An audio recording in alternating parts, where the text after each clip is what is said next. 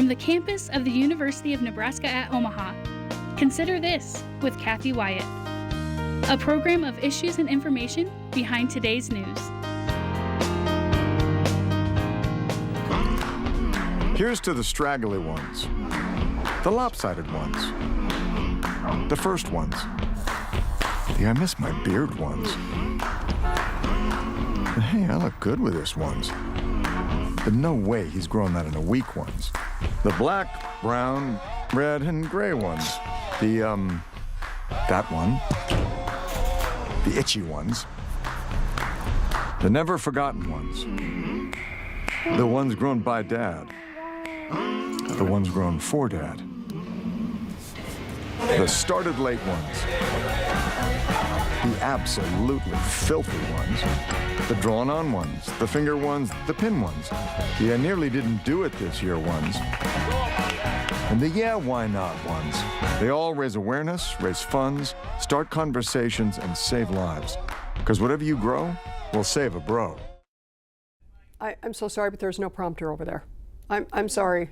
I apologize. I did not know that I was going to start on 2. I apologize. My bad. My bad. I should have asked. Okay. Okay. Are we going to start over? Yeah. So sorry about that, Mike. Okay. Let's see. Yeah. Sorry. Sorry, guys. So sorry about that, Kathy. No, I'm sorry. I should have asked, and normally I do when we're on Zoom, but the last time we were on one. We are ready in studio.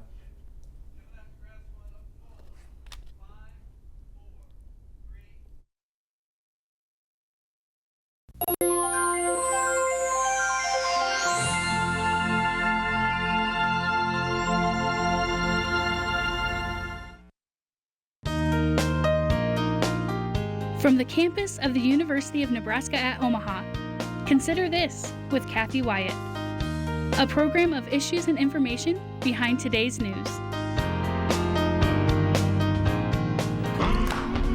Here's to the straggly ones, the lopsided ones, the first ones, the I miss my beard ones,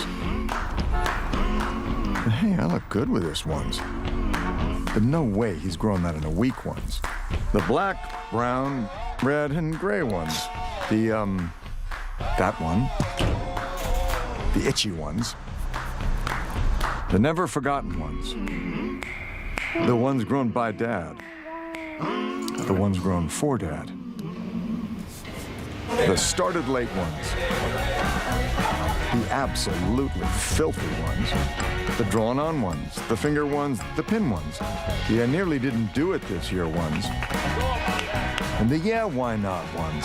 They all raise awareness, raise funds, start conversations, and save lives. Because whatever you grow will save a bro. Hi everyone, I'm Kathy Wyatt. Welcome to the 28th season and this week's edition of Consider This. Our topic, Movember. Joining us via Zoom from New York to talk more about it is Keon Hayat. Keon is the Community Development Manager for the nonprofit organization. Thank you so much for taking the time to talk with us today, and welcome. I appreciate it. Thank you so much for having me here and just having this conversation about Movember. You bet. I want to start with, what is Movember? Yeah, people have tons of questions and everything about what this organization is, but what we actually are and what we do is we're actually the largest men's health charity in the world. We've fundraised and invested over $1 billion in support of men's health, all with the goal of stopping men from dying too young. Wow. Okay, so how did this idea come about, Keon? Yeah, just like any kind of good idea, it started out with 2 guys. They were sharing a pint at a bar in Australia, and they started discussing the mustache and this fashion trend back in 2003 of like, where did it go? It wasn't around anymore. So what they started to do is decide to grow out their mustache and see if they can get their friends to do that. And this movement was really inspired a little bit about the breast cancer movement and everything. And they saw all the support that was going that way. And they're like, why isn't there something for men's health, for male affecting cancers? And that's why they decided to rally their friends and everything to grow out their mustaches, to raise money for prostate cancer. And from there, it's really snowballed. First year, like I said, was 30 guys. Year two was 450. And now we have over 4 million people participating in this campaign annually. It's an awesome snowball effect that happened there. Wow, when did Movember come to the United States? So we were founded in 2003, and then we made it to the United States. These guys decided to take it really global around 2007 is when they kind of set up shop in Venice Beach, California. Wow, how did you become involved in this organization, Kian? Yeah, I started back in September of 2020. I had actually heard about the organization from knowing a buddy of mine who had actually gotten testicular cancer. And as a young kid, when I found out about my friend having this, we started a Google search, and that's when I kind of stumbled across Movember and just the amazing work that they've been doing and the support that they've been giving to these kind of cancers that might not get as much mainstream attention as some of the other ones. Let me ask you, as the development director for the organization, obviously you're not a medical professional, but for viewers to understand this, you really do need to just get in the thick of it, right? To really understand what it is that you're trying to generate awareness and dollars for. So when you were just starting, this whole thing 4 years ago, what did you find to be the biggest challenge? Yeah, some of the biggest challenges about it is that you really kind of realize, where the general person kind of sits with their understanding of kind of the medical system, understanding of how they can be a support system for their friends, for their families and everything. That's kind of where I found to initially be like, what is a lot of people's just baseline for feeling comfortable about having these conversations. And I learned a lot too, just about the kind of systems at play here and just understanding why is it that guys don't feel comfortable talking about their health. Why don't guys feel comfortable about opening up to these things, to their friends, to their family members, to their community members and everything. So the biggest thing I really learned from this is how do you kind of initiate that? How do you get someone to start opening up, to start feeling comfortable, and to not feel embarrassed when they talk about their health or what's going on really in their lives? Yeah, and we're going to talk a little bit more about that later. But at this point, I just want to ask, from where you sit, what are some of the greatest health concerns pertaining to men these days? Yeah, I mean, when you look at some of the things that are going on in the world, like we have some of the highest exit rates when it comes to therapy of guys walking in and right out of the door.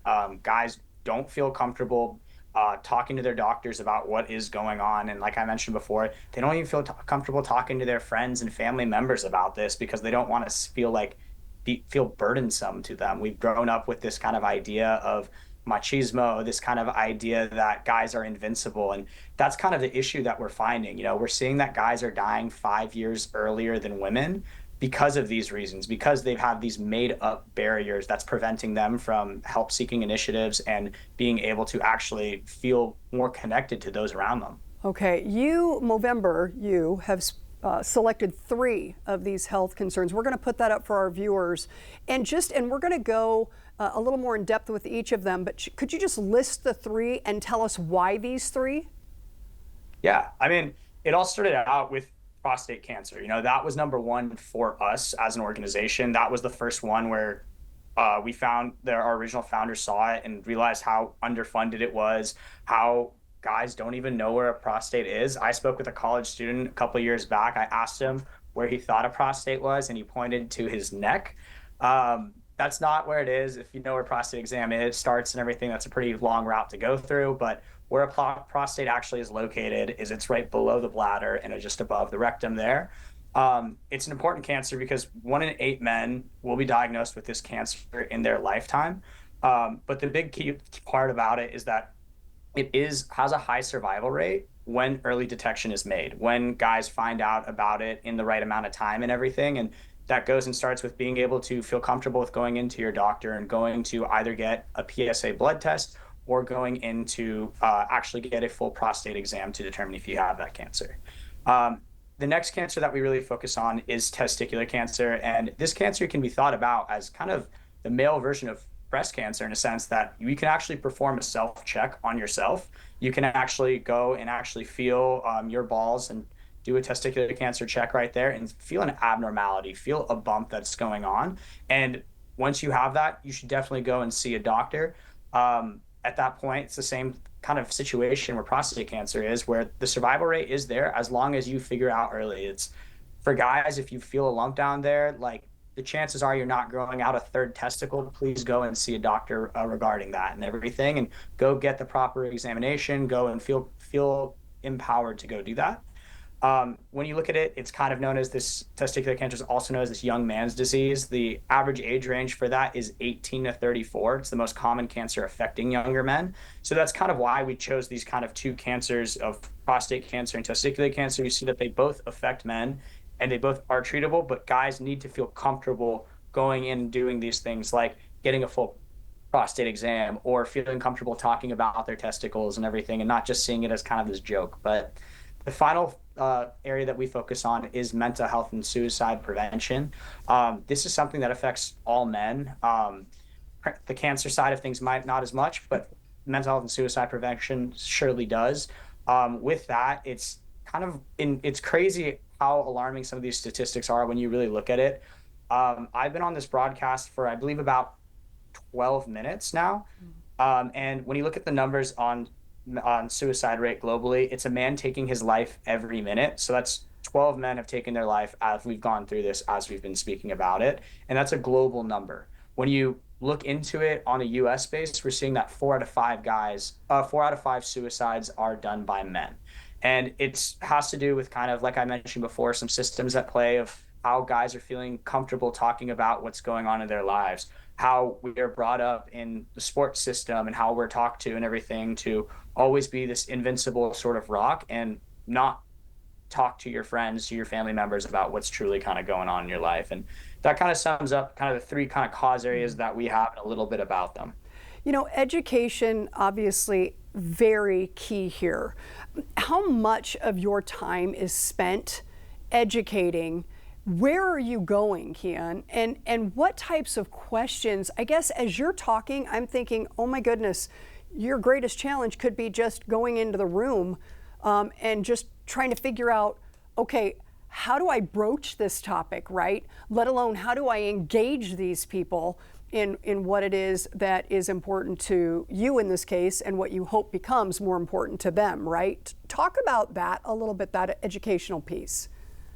Yeah, definitely. A big slogan I like to say too with what we do here at Movember that we have, it's about having fun and doing good. Like, we talk about a lot of serious topics here that, that are really important. They're life-saving topics and statistics to know and everything as well. And figuring out how to teach people how to have access with it.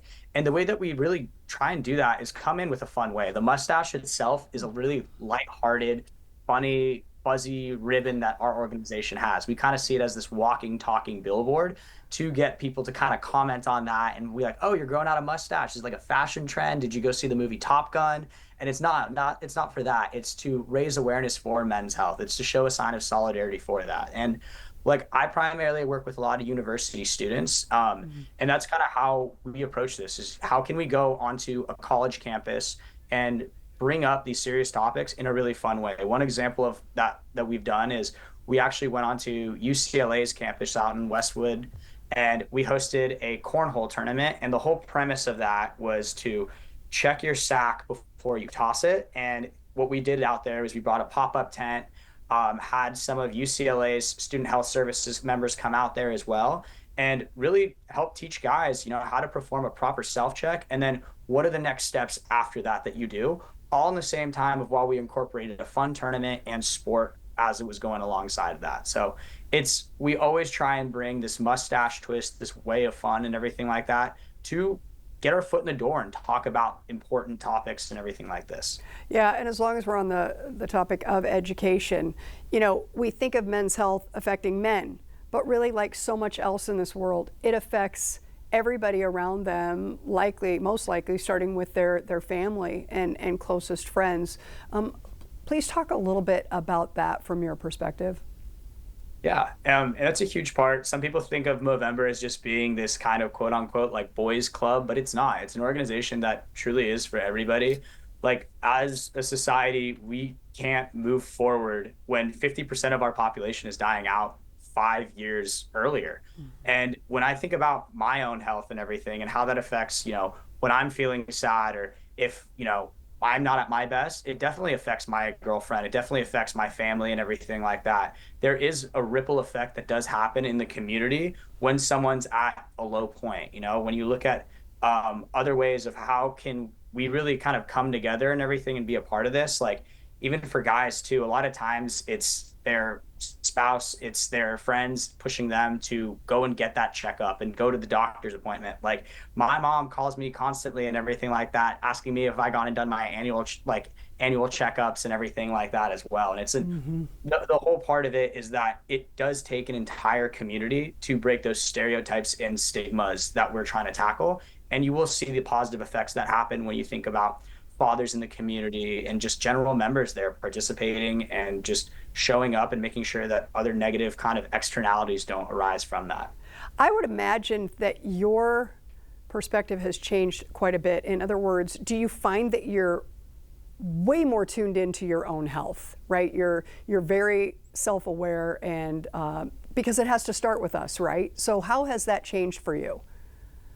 It's done a tremendous amount and everything too. And I reflect on like my college years and everything as well. And like seeing how much more I could have done for like my friends back then and the conversations that I was having and figuring out different ways that I could have, you know, reached out to more people and done a better job of that. And especially like I said, I started in this job in September of 2020 when the world was kind of, everything was far apart. So being able to really kind of learn about how these numbers, how important this was, it really impacted me in figuring out ways of staying connected with my friends and everything like that. And even people that I might have grown apart with, reaching out and just letting them know that I'm always there for them and I can always be a support system for them is just a huge part. And just really learning how to be open with my own mental health, you know, that whole idea of, you know, being the change that you want to see in the world. I can't expect my friends to feel comfortable opening up to me when I have all these walls and barriers and I don't share back about myself. So there's tons of ways that it's done on the mental side and even on the physical side of just kind of really helping me with building a routine of really just eating better, going to the gym and doing all those things because I've seen it affect my mental health so much. Funny enough, I'm actually running the New York Marathon for Movember this upcoming Sunday. So it's like I said, it's living and breathing it's a really big part of what we love about this organization and the kind of messaging that we have is how can we incorporate it and go beyond just being a, you know, think of November. We don't want to be a New Year's resolution where guys just take care of their health in the month of November. And then after that, they stop doing things like, you know, they break out of their routine, they stop checking on their friends. So I've learned a lot to try my best and everything like that to be the best friend, partner, and just person that I can be through this organization. Keon, did you say marathon? Yeah, I got 26 miles coming up this Sunday, so we'll see how that holds up. So what did you find, and I don't want to ask, this is very pertinent because it does play directly into your mental and physical health. What kind of training did you have to do? First of all, do you think you're ready? And what kind of training did it take to get you to this point? Yeah, so I got a great story I think for this and everything and from like the mentality that I feel like that guys have, you know, I use an app and everything like that to really prep out my journey of like, you know, do my miles training like this and everything. But one of the biggest things that I kind of did is I pushed myself a little too far. I didn't really focus on the recovery aspect of it as I was going through this, and I actually ended up hurting my IT band in the middle of my training.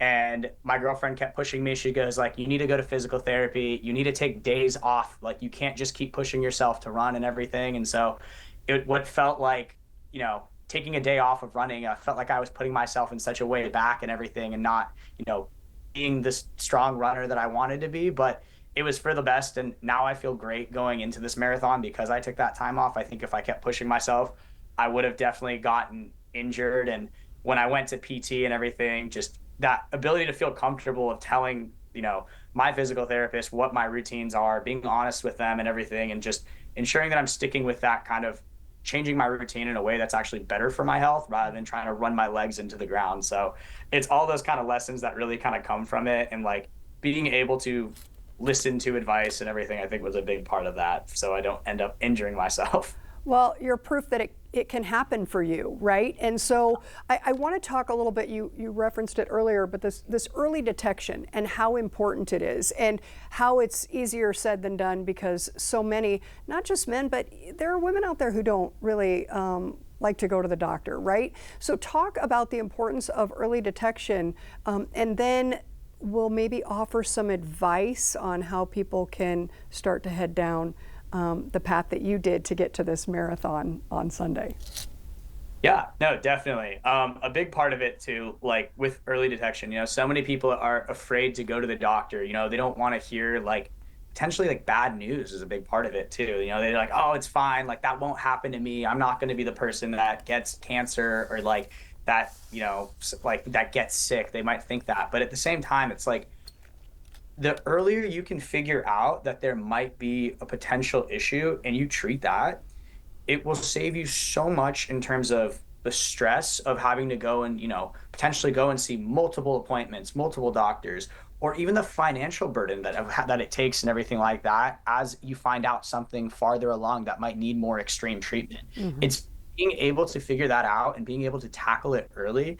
It's going to be the best thing that there is for you. But at the same time, it's also going to be the best thing that you can do for your family, for your partner, and for your kind of community as well, just because you need to be able to take care of your own health. That way you can also support the other people around you because they're going to worry. They're going to be stressed and everything like that as well if you're not in a great place yourself. So definitely just going and doing these kind of checkups, just making sure that you're in tune with your body because, taking care of it, like it's an investment that you're making into your own self, and your health is your wealth. You've heard it so many times from so many people, but it's actually the truth right there. Okay. I cannot imagine the number of stories that you could share with us in terms of your experiences in this role as a development director. Is there one that comes to mind that was maybe a little bit more inspirational to you and you think it might help jumpstart some people who are watching today to get them to at least think about making that call to the doctor? Yeah, I mean, I've heard so many different stories and everything like that too, ranging from, like I said, I primarily work with college, university students, and a lot of the kind of key areas that they really focus on is that kind of testicular cancer side and that kind of mental health and suicide prevention side of things and everything. And when it comes to I've heard a story about testicular cancer where I spoke to this student who, he performed a self-check on himself, right? And he felt a lump down there. And after he felt the lump, I asked him, I was like, what was kind of going through your head? What did you think from that point? Did you go see a doctor immediately? And he said, no, he didn't. And he said, I was like, well, what happened? Like, what did you think was happening? And he thought he was growing a third testicle, which I thought was just the most absurd justification about why you shouldn't go to a doctor because you're growing a third testicle. I was like, you hear that, like maybe you should go get that checked out. Why do you even want that and everything? And I asked him, I was like, how long did it take? And he said, I didn't go to the doctor for 3 months because of that reason. And I was like, what finally triggered that experience for you to kind of go to a doctor? And he said it was his girlfriend. He said she had an intervention for him because she goes like, hey, like you've mentioned you're having some anxiety. You've mentioned that you're like not 100% sure what's going on, but you're refusing to see a doctor. So she ended up calling his parents. She ended up telling his friends and everything like that because he needed to go and get help and everything like that. And like I said, at the same time, it's like guys need to stop internalizing these kind of fears because you don't realize how powerful your support system is. No one's going to think less of you for going to go see a doctor. People are going to think it is empowering, it is brave and everything like that to kind of go and be in there. And you might have some anxieties out there, but like I'm telling you, you're just going to see nothing but support from the people around you once you kind of take that first step into empowering your health. If you ever have fears about these kind of things, you can really go on Movember.com. We have a ton of tools that we've developed and everything to help people when they have things like a testicular cancer scare or a prostate cancer one. We have something called True North, where it actually helps really kind of tell the story of what your journey is going to be from when you're first diagnosed to prostate cancer or when you have an elevated PSA test to going and seeking treatment and what it looks like if you have to potentially even get your prostate removed after. We have the same thing for testicular cancer in a program called Nuts and Bolts that really kind of defines, what this journey is going to be like with cancer, to help really get rid of some of those kind of fears that people have, some of those questions that they're too afraid to answer. Because, with information is that power and everything like that to go take better care of yourself. All right, this would be a good time to put up the graphic for our viewers. We're going to ask you, how can people support this effort, Kian? So we're going to put that up and just briefly walk us through these 4 ways. Yeah, so these are kind of what we call our 4 fundraising products of how people really kind of get involved with our program. Growing out the mustache, like I said, that's a walking, talking billboard. It's kind of our bread and butter. It's what we're really known for and everything. And it's this kind of conversational piece. Whether you can grow a mustache or whether you're one of the guys that can't really grow a mustache, we always say the worst mustaches really start the best conversations out there, because it's people will have questions. Whether you have a beard the whole time, you shave down to a mustache. They're like, oh, are you trying something new? Is this a fashion statement, or what's kind of going through your head? But how do we represent that and everything like that to be that talking point into our cause areas, into talking about how your mustache is actually helping guys from stopping men from dying too young. Some people do fun things like they auction off their mustache and everything. Some people do kind of things like they grow it out on November 1st, and then they shave it down by the 30th, and people kind of contribute to that kind of efforts in their fundraising. The second one that you saw there, it's called our Move Challenge. The idea of moving behind Movember, like I mentioned earlier in this call, so much of your physical health we find is tied, or of your mental health is tied to your physical health. So what we really challenge people to do in the month of November is to try and run or walk 60 miles in the month. So think about that, like 2 miles a day. And the reason why we do that is because that 60 represents those 60 men and boys we lose to suicide each day, each hour of each day globally. So it's running for those people that can't run anymore. It's showing that kind of support, and really, like I said, build that routine and everything. If you start running 2 miles a day and everything like that, you're really going to kind of see these positive changes happening in your body and your endorphins that start pumping and everything like that, and your mental as well. So it's a great way of, getting people together and doing something. We've seen this be a huge way that we get a female participation in our campaign of moving for Movember, but it's an awesome way of just kind of getting involved. And through the Movember website, you can actually track the miles that you do through a connection through Strava or your Apple Watch. So a fun way to kind of get active in the month. Okay. The next one that we have is the idea of hosting. It's kind of, think of that like hosting an event, hosting a block party, hosting a concert and everything as well. Easy one, car washes and all that kind of stuff. And then finally, there's Mow Your Own Way. This is kind of our catch-all. We see a lot of fun stuff coming through Movember's kind of way and everything like that throughout the years. We currently have someone that on this Saturday, he's going to arrive in New York. He's been walking barefoot across the country from starting our office in Santa Monica, and he is getting all the way to New York by this Saturday. I believe November 2nd is when he will get there. He's been doing it barefoot. His name is the Barefoot Dutchman. He's an awesome guy, and the reason why he's doing it is because, it's the shock factor that comes from it. People are asking him what he's doing, why is he doing this extreme thing and everything like that. But it's all to help raise awareness for men's health, for mental health and everything is what his key focus is. But just a fun way of many that people get involved. Wow, talking about Movember today with Kian Haidt. If folks want more information, I want to go ahead and put that up now so that we get there. Movember.com. That phone number is 310-450-3331. We have like 1 minute, Kian. Tell us about the new initiative in Nebraska. Yeah, we're super excited. We're partnering up with a Nebraska-based organization called Open Doors. They're a platform for college athletes. It's like think of it as like a marketplace there. And what we're doing is we're actually building a mental health curriculum for collegiate athletes, really kind of focusing on helping them manage stress, how to do things like spot the signs and be a better teammate, and so many different kind of things, and really how to help them really elevate their own mental health, but look out for their teammates. Wow. And we're doing this partnership with a Nebraska-based company, Open Doors, and it's going to be accessible to 130,000 different college athletes. Wow. Kian, thank you so much for joining us today to talk about Movember, sharing your time, expertise, and I want to wish you and your team the very best of luck with this. No, I appreciate it. Thank you so much for having us on, and hopefully we can get some new people in Nebraska to come grow with the mustache. You got it. And I want to thank our students who are working so hard behind the scenes, and of course, all of you for watching. We will see you next week.